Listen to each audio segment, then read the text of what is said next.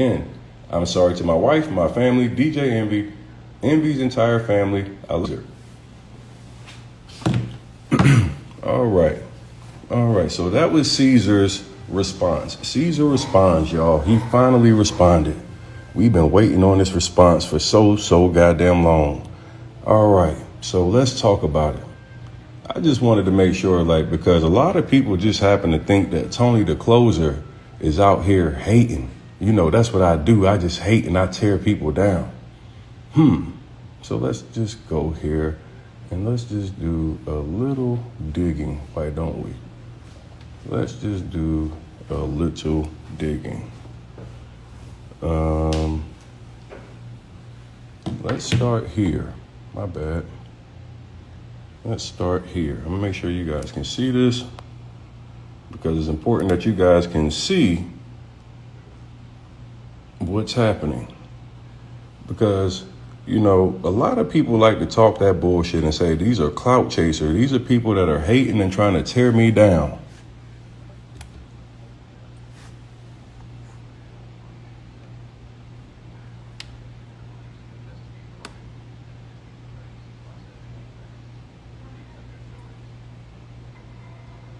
They ain't know that they fucked around and put Blacklock on the case. See, you niggas done fucked around and got Blacklock involved. And when Blacklock gets involved, shit gets a little real. Yeah, buddy, when Blacklock gets involved, shit gets a little real. Yeah, nigga, all y'all motherfuckers want to call me a hater and a clout chaser and said, I can't sweep the motherfucker. Nigga, I'ma sweep your porch. I'ma sweep your couch. I'ma vacuum that motherfucker and I'ma put your ass on the goddamn dryer when we get done. Cause you was finished, my nigga. Yeah, we got all that shit on you now. See, these niggas like to talk and play victim the minute that goddamn the truth comes to the air. All of a sudden, all these niggas come to the motherfucker. When the truth comes to the light, all these niggas always go into victim and these niggas turn victim and then they find God. That's the thing that I always find out about all the scammers, yo. They turn into victims and then they find God. But one thing about it, boy, Blacklock is on the case, and when Blacklock get on this shit, boy, you know I'm giving you the real, okay? We gonna sweep this motherfucker up today. If you niggas can find me scamming somebody, please goddamn expose me. I've been waiting on you niggas to expose me for fucking 6 years straight. You niggas been exposing me for 6 years straight, and I ain't found a nigga yet. I ain't found it yet. So until then, Blacklock is still on the fucking case. Now let's get to the details. Because right now, we about to do something that I really want to do. When niggas want to play with me, we going to do like this. Yeah, what's up, nigga? No, you ain't talking about me, dog. You been on my dick, nigga. You love my style, nigga. Yeah, boy, I'm about to ether me some niggas tonight. We got Blacklock on this motherfucker, boy. Yeah, y'all ain't know we was going to get this shit, nigga. Ooh, they done motherfucking fucked around. Yeah, tag Envy, tag motherfucking Ricky Rose, tag Charlemagne the God, Angela Yee, because we need to understand what the fuck is going on right now. Oh, man, we about to put that goddamn. Yeah, nigga, let's go. All right, so let's get into it, y'all. Let's get into the details of this case right here. This case right here is a good and juicy motherfucking case right here. So I actually had the pleasure of speaking to this young lady briefly today, Amy Flips. And Amy Flips happens to be a victim of what has been Cesar Pina and Jennifer Pina's real estate scam, guys. Cesar and Jennifer, who are listed on this, are a part of a major multi-million-dollar Ponzi that's taking place right now. And I'm going to show y'all all the extrinsic details so you know that it's not clout chasing and that is real. And God damn it, this shit so fresh. I'm talking about Amy hit me up and was like, you right on point, Tony. You dead on point, Tony. She wanted me to fucking know what's up. Oh my goodness. But I want y'all to take a look in this first one right here. The plaintiff, Amy Flips. Amy Flips. Buying through its attorneys, the law offices of Kravis and Associates, and for complaining against the defendants from Start to Flip LLC, Cesar Pina, Jennifer Pina, collectively referred to as the defendants, does hereby allege upon knowledge to itself and information is believed that as the defendants follows. Here's the introduction, guys. This action arises from the defendant, which is the company from Start to Flipping LLC, breach of its agreement entered in between the parties and its failure to pay the sums that are rightfully owed to Amy Flips LLC. Furthermore, the defendants, Pina, engaged in an elaborate scheme to defraud plaintiff, which scheme involved unlawful conduct resulting in the plaintiff suffering an ascertainable loss and no less than $500,000. These niggas called me a hater, y'all. They called me a clout chaser, y'all. Man, you fat fuck. What is it the motherfucking clout chase about you? Nigga, big pun. How can I clout chase you, my nigga? You don't even talk. This nigga look walking weird like the penguin ass nigga don't even talk. And I'm clout chasing you, my nigga? Oh my God damn, what the fuck is going on in here? Man. In addition, the defendants, Cesar and Pina, are in breach of personal guarantees that executed guaranteeing the obligations of the defendant from Start to Flipping LLC, as they have failed to pay the sums due to the plaintiff, Amy Flips LLC, despite the fact that the funds remain due and owing. Number 3, defendant's unlawful conduct, fraudulent scheme, and failure to remit payment to the plaintiff pursuant to terms of the parties' agreement under the circumstances set forth in the details below violates multiple sections of New Jersey Consumer Fraud Act, which specifically enacted to protect consumers from unconscionable conduct of purported professionals such as defendants in this matter. Furthermore, defendants' fraudulent and unlawful conduct, as set forth at length below, was in breach of the agreements entered into by the parties, breached the implied covenant of good and faith and fair dealing, and resulted in significant damages to the plaintiff and all the benefit of the defendants. Plaintiff prays that the defendants be held accountable for their fraudulent and unconscionable conduct, and the court hold the defendants accountable for his unjust enrichment as a result of unlawful business practices. Oh my God. Oh my God. Oh man. Man, oh man. See, they said I was just clout chasing, y'all. Listen, this motherfucker is, let me just show y'all. This shit is 30 plus pages long. I mean, it is 30 plus pages long. 30 plus pages long, okay? But I'm gonna just skip through this because I want you guys to see some things that just are extremely relevant, because I hate when niggas call me a goddamn clout chaser. I hate when niggas say I'm a hater. I hate when they say I'm trying to tear a black man down. So what the fuck do you call a person that steals $500,000 from somebody? I just want y'all to tell me in the comments, what do you call a person that steals $500,000 in cash from somebody? What do you call a person that steals $500,000 cash from somebody? Nigga said he not clout chasing, but he tagged Ross in every post. Nigga, nah, I ain't clout chasing at all. Let me tell you something, you bitch ass niggas that's talking about I'm clout chasing off Ross. That nigga Ross came in my DM and said, hey bro, do me a favor and tag me in all them posts, and I got you. I'm gonna post all them bitches, nigga. See, all you bitch ass niggas want to run your motherfucking mouth. I ain't never clout chased off a nigga in my life, nigga. I am that nigga and always been that nigga. You bitch ass niggas. My motherfucking Rolodex, my motherfucking cell phone full of motherfucking bosses, nigga. And you don't never see me clout chase off a single nigga. Rose said shit, nigga. He slid in my DM, follow me. Said, yo, bro, hey, everything that you post, nigga, tag me so I can motherfucking post that shit too. Oh. And be blocking niggas. Oh.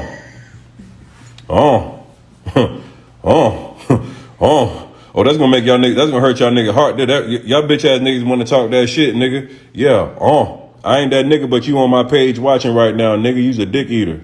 Yeah, nigga. Yeah, nigga. Nigga talk that fuck shit to me, boy. Yeah, boy. Talk that shit, nigga.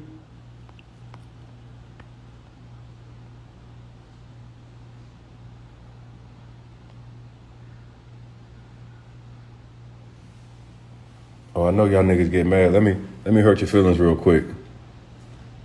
Let me hurt your feelings real quick. Hey, I want to meet you at the car show. Got 2 tickets for you. Oh, from the boss. What'd he say? Let me make sure. What'd he say? Good shit. I'll spread the word. We're going to repost this every day for a month straight. Man, don't you bitch ass niggas ever play with me, nigga. Don't you bitch ass niggas ever play with me, nigga. Hey, nigga, don't you ever play with me, nigga. I ain't never clout chase a motherfucker. Eat a dick, nigga. Yeah, that's what we, now back to it. All right, just put you niggas in your place real quick. All right, so let's get back to the action right now. Count 1 in this case is literally violation of New Jersey Consumer Fraud Act. The plaintiff repeats and realleges and restates the allegations in paragraph 1 through 53. All right, check this out.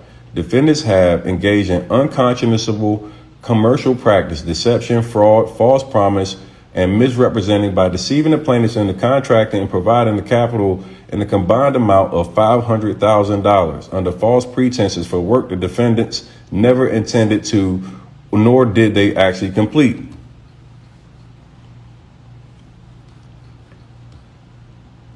Defendants knowingly concealed, suppressed, and omitted material facts to the detriment of the plaintiff in order to induce the plaintiff into executing a joint venture agreement, which included plaintiff tendering the sum of $500,000, which was required to proceed. Defendants made material misrepresentation to the plaintiff in order to induce her into executing a joint venture agreement, both which required plaintiff to sign to tender significant monetary sums in order to proceed. Defendants engaged in a pattern of unconscionable and unlawful conduct, all of which violated New Jersey Consumer Fraud Act. Defendants engaged in unconscionable and unlawful practice by requiring and accepting and failing to repay plaintiff in a principal sum amount of $500,000 received from the plaintiff and contracted interest return an amount of $100,000. So they also played them out of the extra $100,000. Even after the defendants knew or should have known that the plaintiff funds were acquired under false pretenses as a result of defendants' unlawful acts in violation of the New Jersey Consumer Fraud Act. The plaintiffs have suffered significant damages, which continue to accrue interest to the date. All right. As a result of this unconscionable conduct and the violation of New Jersey Consumer Fraud Act, has suffered actual damages in the amount of $570,000 plus interest, attorney fees, and costs, which are approximately caused by the defendants. As a result of the defendant's unconscionable law, a violation of the New Jersey Consumer Fraud Act, the plaintiff shall be entitled and awarded to treble damages for all damages sustained, which were approximate, now I can't even talk right now, caused by the said conduct. All right. Count 2, breach of covenant, good faith, and fair dealing. The plaintiff repeats, realleges, restates all the things in 1 through 62. Where we go to where's the good shit at? The defendants failed to act in a way that was honest and faithful and agreed upon purposes of the agreement entering the plaintiff. Where's that good one at? Oh my goodness, this is so good, man. Defendant failed to act in a manner consistent and reasonable expectations of the party's regard. No, where is the line item that I'm looking for? Okay. From the outset of the relationship between the plaintiffs and the defendants were aware of the fact that the plaintiff lacked expertise and knowledge concerning the business of real estate flipping. With knowledge of plaintiff's background, defendants made numerous misrepresentations, false promises, and deceitful statements in order to induce the plaintiff to proceed and propose transactions.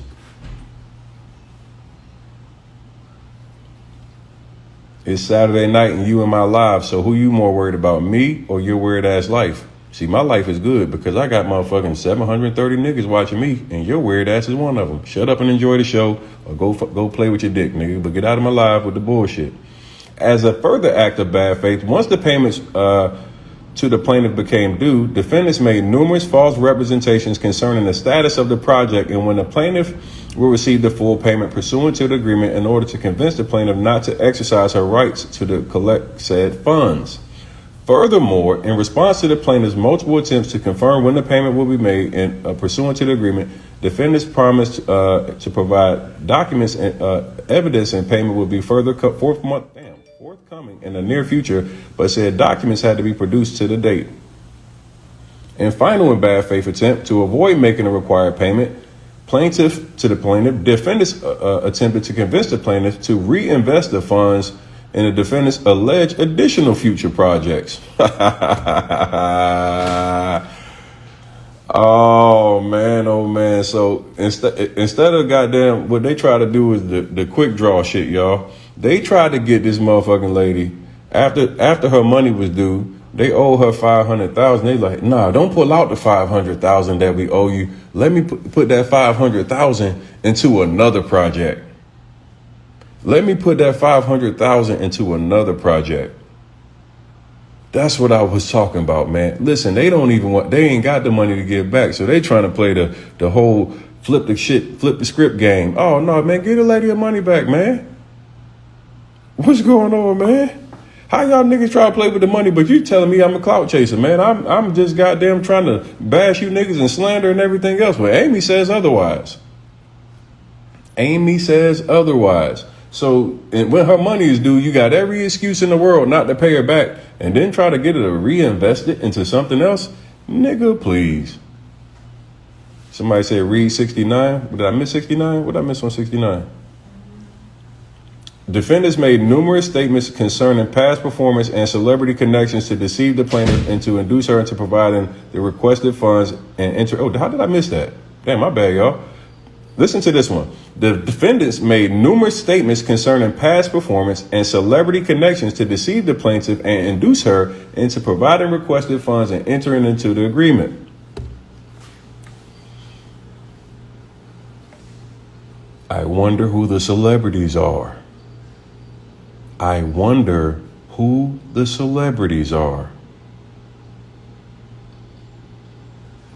Amy will be coming to the live. She was at the mountains today. She said, but I don't feel like dealing with it right now. But she said she'd hit me back. But oh man. So who are these celebrities that they are referring to? We want to know. Oh, we want to know. Oh man. Man, this shit is crazy. Listen to this, y'all. This shit is so crazy. Listen. Hold on.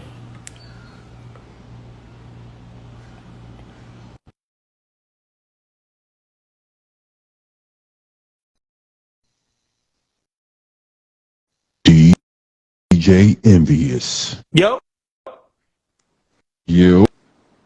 Can you hear me clearly? Can you hear me, Eli? I can hear you. I just want to make sure that you can hear me. Come on. Wait, I can hear. See, look, the audio's messing up again. You can hear me, but I can't hear. Go ahead, Eli. Say what you said. Let me see if I can just switch. Now, what I was saying to you is that to read line 69, because on line 69, it talks about the fact that basically Cesar would reference his relationships in previous good business dealings with other celebrities.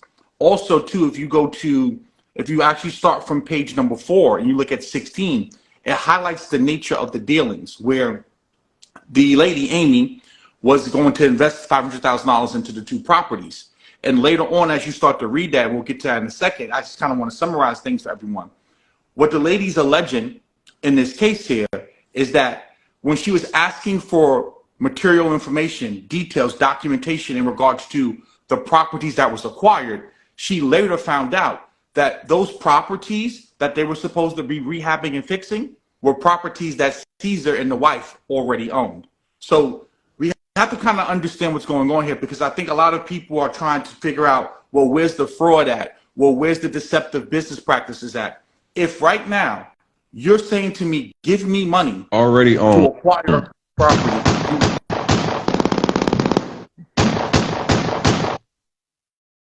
Yo, you playing? Is everything good over there, bro? Oh, see, we're gonna probably have to start over because you're scrolling through, but I can't hear nothing you're saying. Yeah. We good. Yeah, so we good. So what I was saying is that what the lady's alleging is that the money that she gave him to acquire the properties, they never used the money to acquire the property, and they never did Okay. any work on There we that go, Eli. alleged I had made a property. mistake muting my mic. Can you hear me? Yeah, I hear you now.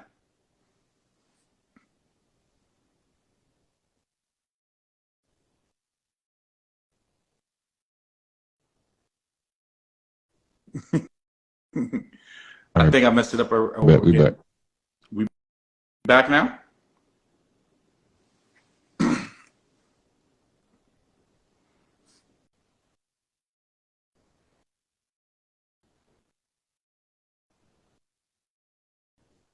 Yeah, All we're right, good. Go one ahead, more. Eli. You got it. Yeah, so what I was saying is that if you actually look here and you start reading from line 16, it says defendant Cesar Okay. Pena represented that if plaintiff provided $250,000 for the purchase of the first property located on Maplewood, New Jersey, defendants would be able to complete the renovations, sell the renovated property, and return the plaintiff her money plus an additional 20% within 5 months.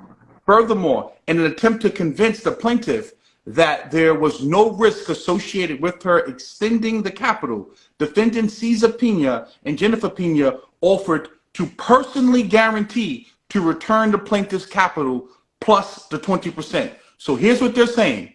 They have two real estate projects for this lady to invest in. Each one is $250,000. They believe so much in their ability to acquire the property, renovate the property, and sell the property that even if they can't do that, they will give her back her money within the 5 months plus 20% of the capital. So, again, defendant Cesar Pena and Jennifer Pena offered to personally guarantee and return the plaintiff's capital plus 20% if she agreed to provide the requested capital for the Hawthorne property. On about September 7th, 2022, defendants provided plaintiff with two agreements entitled Joint Venture Agreement, memorizing the terms of the proposed deal. Defendants Cesar Pena and Jennifer Pena also provided the plaintiff with a personal guarantee. Again, we covered that already. So, upon the information and belief, the defendants never intended to utilize plaintiff's capital for the purchase of the Maplewood or Hawthorne properties, as same were already owned by the defendants. This is on line 25. This is very important here. And what it's saying here is that they never allegedly were planning on using this lady's money to acquire the property and renovate the property because they had already owned the property prior to going into business with her. See, so this is not about selling a course. And I think that a lot of you are missing this here. These are individuals who are taking people's money with the intentions of, I'm going to go out here and acquire property, renovate the property, and sell the property. Here's the thing. When they got the money, they never used the money allegedly to go and acquire the property. You know why? Because they had already owned the property themselves. And see, that's where the deceptive nature and the fraud comes into play, because here it is, you're making a person think that you're going to take their money and buy property, but you never take the money and buy the property. So now the next question needs to go, where did that money go to? Did that money go to pay other investors back that you were making the same promises to? Now, doesn't this sound a lot like who? Greg, Big Business Parker? Doesn't this sound a lot like what was happening with Cleveland, where you would give the money to him and then he would say, hey, I got a house for you? See, people keep saying, why do you throw other people's names into this? Because what you have to start to see here is that there's a pattern of behavior. There's a pattern of behavior. Now, he put up in the post, he said, my number, everyone has my number. If you're an investor and you're trying to reach out to me and you know you're trying to get your questions answered, right here, let's get to the line. It says, it wasn't until October 3rd, 2022, the defendant provided the plaintiff with what the purported to be the draw schedule for the projects. Upon information and belief, the draw schedule provided by defendants on October 3rd, 2022 was fictitious. So basically, this lady's asking for a breakdown in regards to what's going on with the deal, when I'm going to get paid, and what they provided her with was actually fictitious. On line 32, it says, between October 3rd, 2022 and mid-November 2022, defendants failed to communicate with plaintiff and or respond to plaintiff's communication attempts. So when he says to you in that post that anyone can reach out to him, the lady Amy was trying to reach out to him. She could not get a response from October 3rd, 2022 to November. Now, I want you to think about that. You just gave someone $500,000. You're asking them to provide you with documentation as to what's going on with your money, when you're going to get paid. And they go for over a month and they do not respond back to you. What does that sound like to you, Tony? You might get hit with the Rico. Right? But see, now it gets even better. Between November 2022 and January 30th, 2023, the plaintiff waited for the Maplewood and Hawthorne projects to be completed and was made to believe that all was proceeding as planned. On January 30th, 2023, plaintiff contacted defendants to inquire as to what information was required in order for defendants to send the capital and 20% return to plaintiff, as same was becoming due on February 9th, 2023. So they go into an agreement in September. She's supposed to now get paid out on February 9th. She's asking, okay, what information do I need to give you to get my money back now and also get back the 20% promise? In response to plaintiff's January 30th correspondence, defendant Cesar advised that he needed some additional time due to the fact his father had passed away and he was grieving. So now, mind you, he doesn't communicate with her for over a month. Now we're getting into February. It's time for her to get her money. This is all alleged in the court documents. She's asking where to send the money to. He's now saying to her, I need more time. My father passed away. So what do you think the lady does?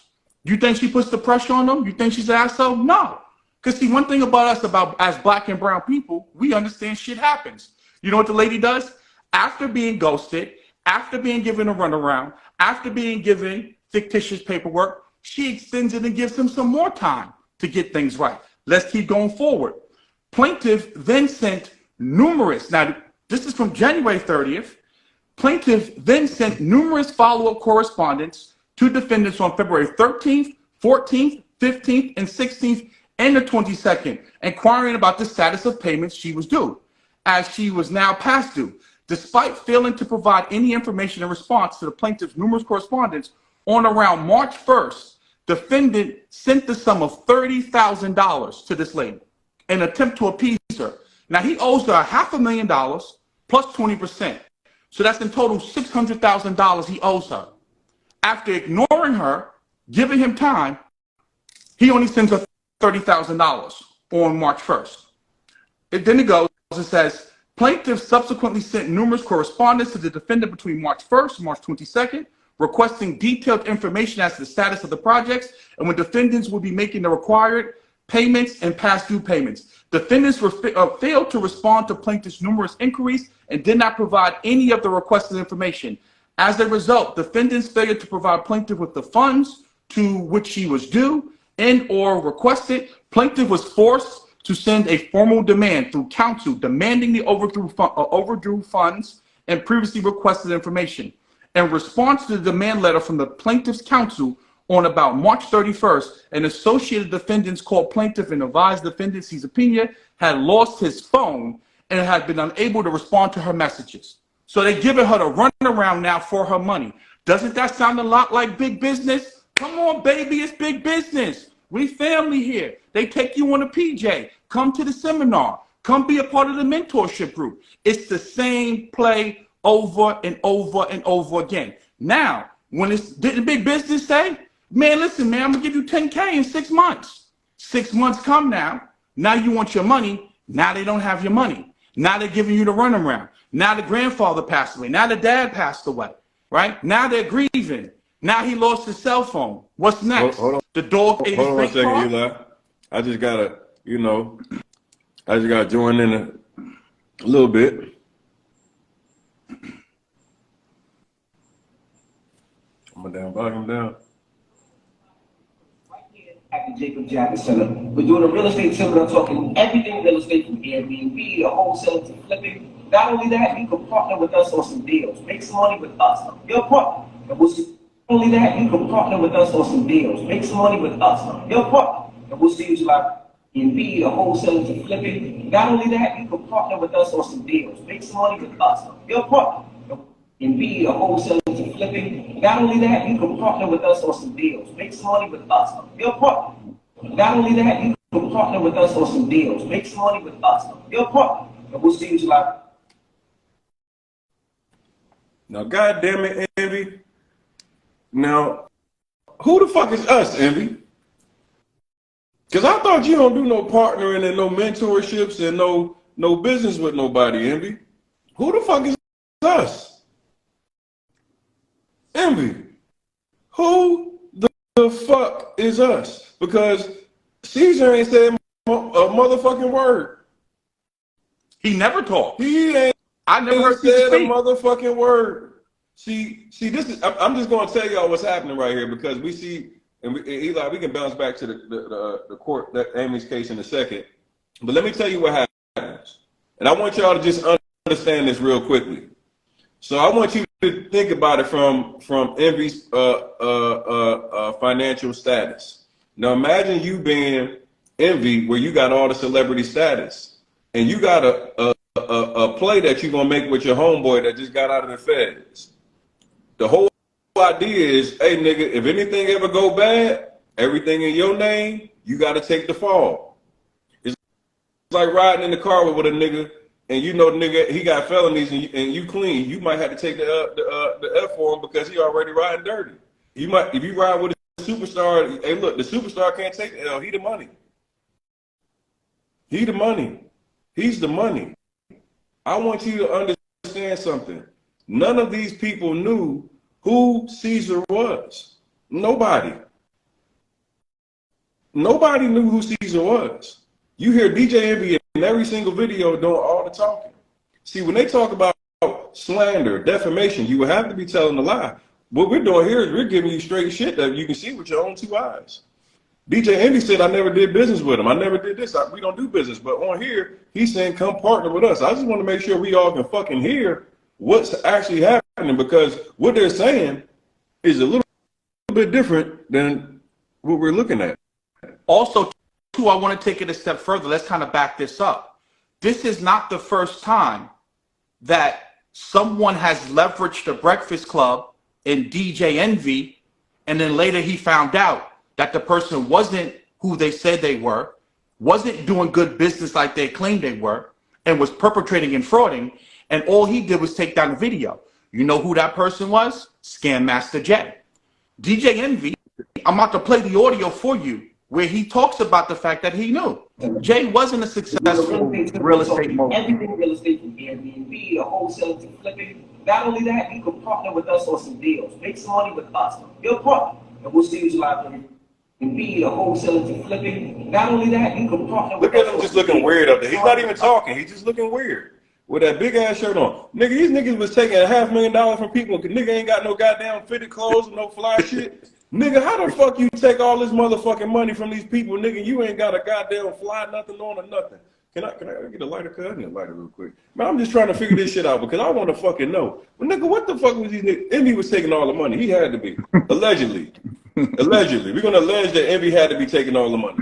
He had to be getting a bigger share because man, where does this nigga fly shit at? This nigga ain't got on no diamonds. He ain't got on no goddamn jewelry. Nigga t-shirt, nigga ain't paid his motherfucking houses. They got about 20 of them motherfuckers up for foreclosure. What the fuck? What was this nigga doing with the money? Like real talk, hold on real quick. But I just want to show y'all this shit real quick, man. Cause I be looking at shit. Hey, when I say this shit, I don't be talking no cap. Like, look at this shit, man. These niggas got so many houses up for foreclosure. This shit crazy. Hey, I know. Hey, y'all, this is what we gonna do tomorrow. We gonna call Colony America Finance. I know they mad as a motherfucker.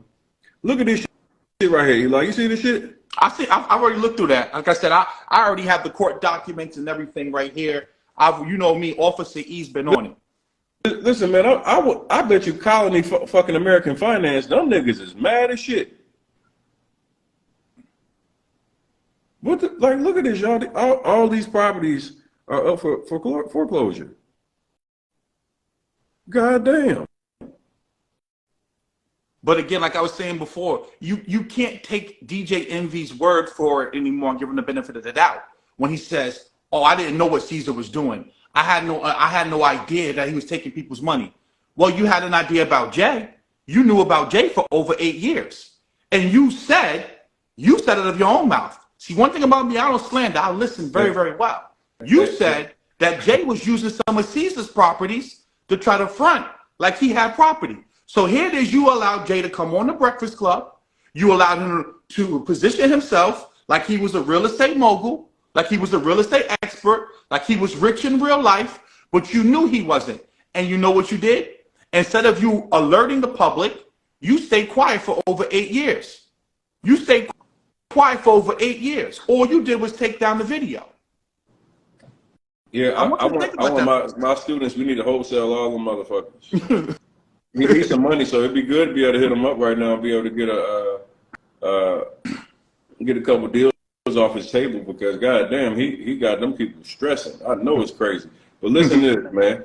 The reality is that what y'all really don't understand, Eli. I'm about to I gotta take a quick call, so I'm gonna let you kind of run your thing for a second. Yeah. But I want y'all to understand something. These people keep using the fact that they have big platforms to try to knock people by saying that we're clout chasing. And that's absolute bullshit. Just because you have a big platform doesn't mean somebody's clout chasing. Nigga, if you are scamming, you're scamming. If you're defrauding people, you're defrauding people. See, the problem with a lot of this shit is that people with a big brand have an audience of people that want to believe anything. So when you say something against those people, we now become the haters. We become the people the people that's trying to tear down the community. We're the ones that are that bad for the culture, but not the person that just took a lady for $500,000. Not the person that the lady has to now go sue and spend more money to be able to get her fucking money back. Not the people that's actually taken from the people. See, it's so weird to me that you guys are so fucking enamored with somebody that has celebrity status that you lose your ethics and your morals. See, that's how I know some of you niggas will actually put a dick in your mouth and suck it. Because you don't give a fuck about having principles as a man. You give a fuck about somebody's clout. You give a fuck about somebody's money. You give a fuck about what they goddamn, you feel like their status is. Because there's no way as a man you could look at somebody that's doing flat out wrong shit and think it's okay. See, I noticed that you guys are always trying to speak up against the niggas that's talking the truth. See, why would you talk against a nigga that's saying, hey, this is wrong?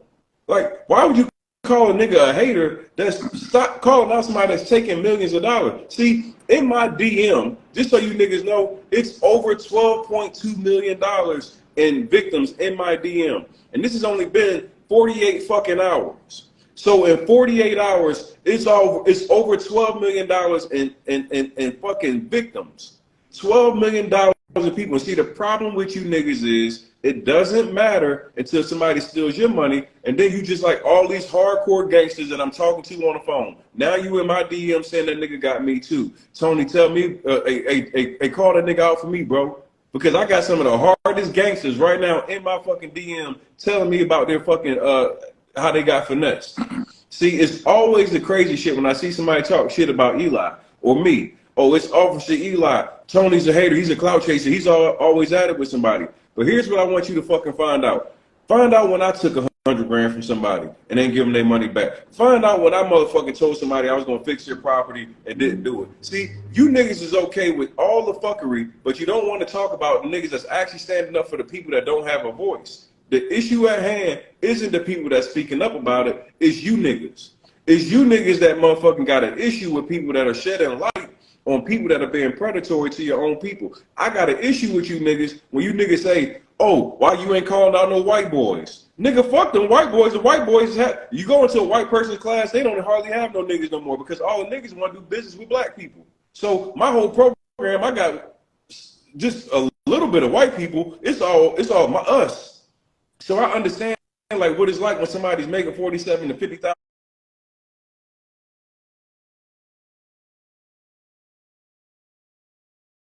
a year and they're banking on investing with you and that being a situation that can help them improve their knowledge base to change their life. A lot of y'all have fucked the scam. It's about people that are selling bullshit as a scam. It's not about the people that have proof of concept and a real program that's structured, that can actually get you the knowledge base and the information so you can go out there and execute on whatever you were trying to acquire as far as knowledge.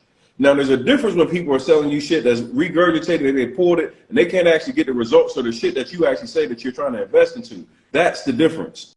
Y'all really get this whole internet shit all the way twisted. Everybody that sells a course is not a scammer.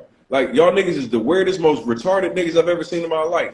It's the scammer that's the issue, not the motherfucking person that has a legitimate program. And this is exactly why I speak up against these niggas, because I start taking me and guys like Eli start having people look at the whole course and education platform like everybody's like them niggas, and that's not the case. See, I got over 50,000+ students, 300 less than 300+ disputes.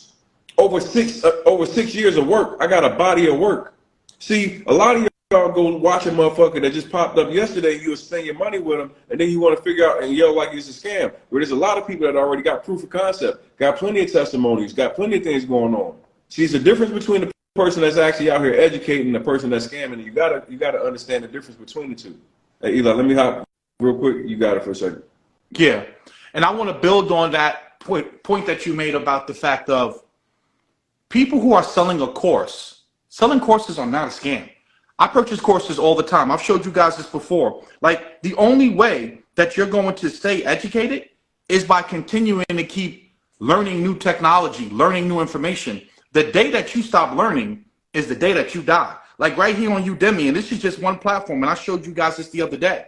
Look at this. I have tons of courses that I've purchased. I spend thousands of dollars. If you ever worked in a professional setting, there's something known as continuing education credits that you have to go out here and keep educating yourself. Artificial intelligence comes out. Guess what? You need to know that.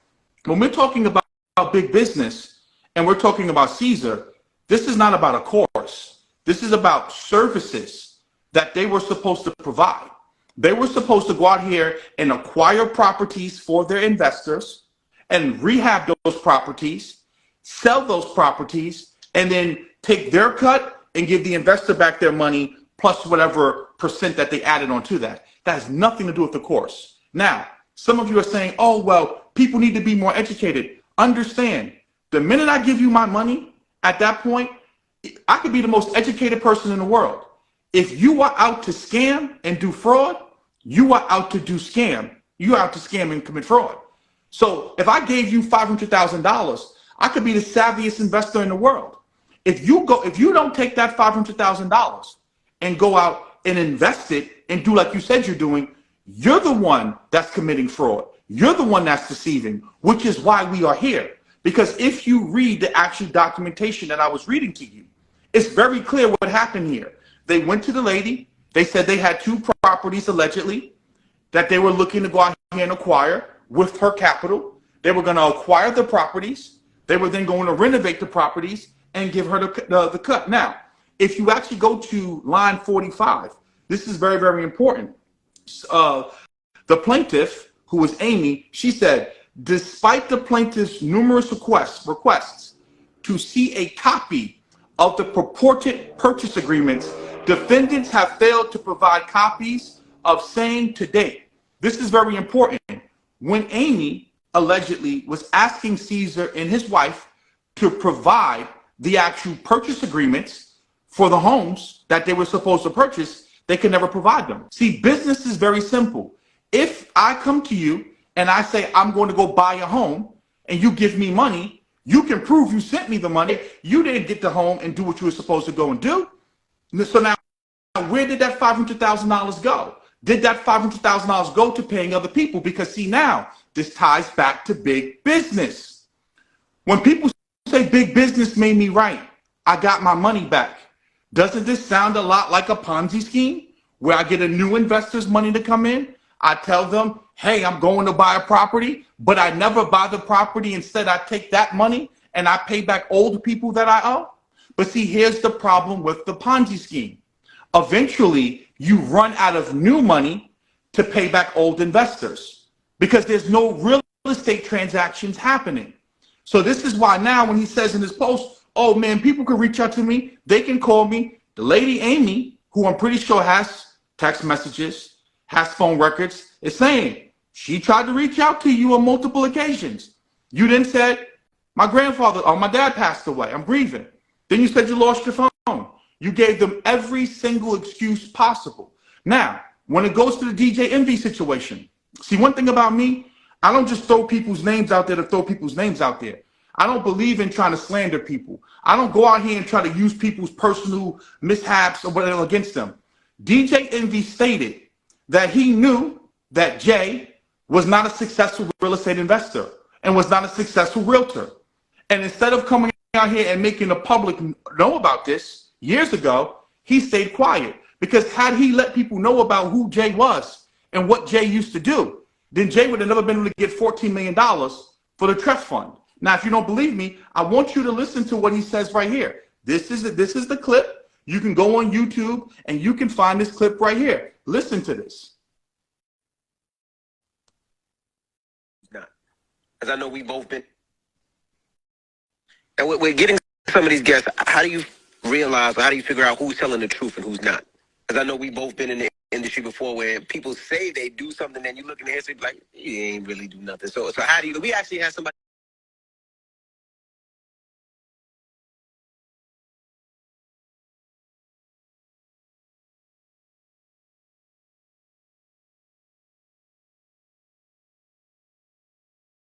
On the show before that was I didn't bring. No, I ain't gonna do that. But they didn't know what they were talking about. Had no clue, no idea. They even called my partner and asked him to borrow some of his homes to act like they his. But that's another situation. Oh, I thought you were talking about some. So he's acknowledging right here that he knows Jay Morrison's a fraud. He's acknowledging that he knew Jay Morrison didn't know about real estate. He's acknowledging right here that Jay Morrison borrowed properties from Cesar. But yet he never came public and said nothing about it. He just simply took the video down. On the call that we were listening to, he also spoke about big business being a scammer, that he knew he wouldn't want to be on the stage of big business. So now, how do we know now that you didn't know about Cesar? So you knew about big business, you didn't want the community. You knew about Jay Morrison, you didn't want the community. But we're supposed to give you the benefit of the doubt with Cesar, that you and Cesar are sharing the same office and you didn't know about this? See, it goes to show you that there's a problem. Right now, any platform that you see that's not talking about big business, that's not talking about DJ Envy, about DJ Envy and the Cesar thing, you need to be looking at them with a side eye right now. Any person right now, any large platform that you see that always is highlighting entrepreneurship, that's always talking about the culture, that's always telling you that they're doing it for the people, if they're right now not saying anything and they're silent, you need to look at them with a side eye. You need to start questioning, what are their true motives? What are they here for? See, one thing about me, it's not good enough to just take the video down. See, because let me tell you something. The way that the internet works and the way that media works, you don't bring someone on your platform unless you can benefit from them. You don't bring a person on your platform because you want to be nice. You bring them on your platform because they already have a following. So for example, if I got 40 or 50,000 people that follow me and you have somewhat of a platform and you invite me on as a guest, we're going to cross-pollinate each other's audiences, right? So I'm going to be able to tap into your audience and you're going to be able to tap into my audience. And even if they don't pay you directly to get on your podcast or pay you directly to get on your platform, you're getting paid with the new viewers that's coming on because it's hard to acquire a new audience, a new viewer. So you don't have to spend money to get that new viewer. So now what happens is that you got new people viewing your podcast, new people viewing your show because that guest has a following. Then y'all can go into some type of a joint venture to sell tickets for a conference or to go on some type of affiliate partnership or agreement. So when people say, well, I'm not getting paid directly, it doesn't mean that you're not getting paid through AdSense dollars. It doesn't mean that you're not getting paid when you get more people to sign up for your courses or your events. See, at a certain point, we have to be mindful of what we're watching here and just be honest. Because, see, I love when people say, oh, man, Elon, Tony are clout chasers. So when you use Rick Ross as the headliner at your event to drive more sales, that's not clout chasing. When EYL went out here and made a video about Grant Cardone, when Grant Cardone said that he wanted to target urban black males with slang, that's not clout chasing. But now here we have victims, people being victimized, and no one has nothing to say. But everyone has something to say about Grant Cardone when he wanted to use the N-word. Everyone had something to say about that. Everyone had an opinion. But now we have text messages, we have court documents, we have settlements. No one has nothing to say, right? See, at a certain point, you just have to be real about it. And people sit up here and say, oh, man, you trying to attack. I'm not trying to attack people. If you took the video down, that means you took the video down because you knew something. Because if you go to EYL right now, you look for the Jay Morrison video, you can't find it. If you go to EYL right now, you look for the Greg Parker video, you can't find it, the interview that they did with him. So now the question is, why did they take down the interview, right? Because if you took down the interview because you heard something, because there's no way that people are coming to me and coming to Tony and they're not coming to those other platforms and asking questions and sending you the same receipts. So now the question is, what do you owe it to your audience? Do you owe your audience anything? Because you sure spoke about Grant Cardone, so why won't you speak about big business? Or do you only speak about things when a white person does it? See, these are questions that you just have to ask yourself. And these are just basic common sense things. Because you can't sit up here and say you're for the culture, and then now, when something's happening to the culture and a person's preying on the culture, you don't use that same voice and that same platform to speak about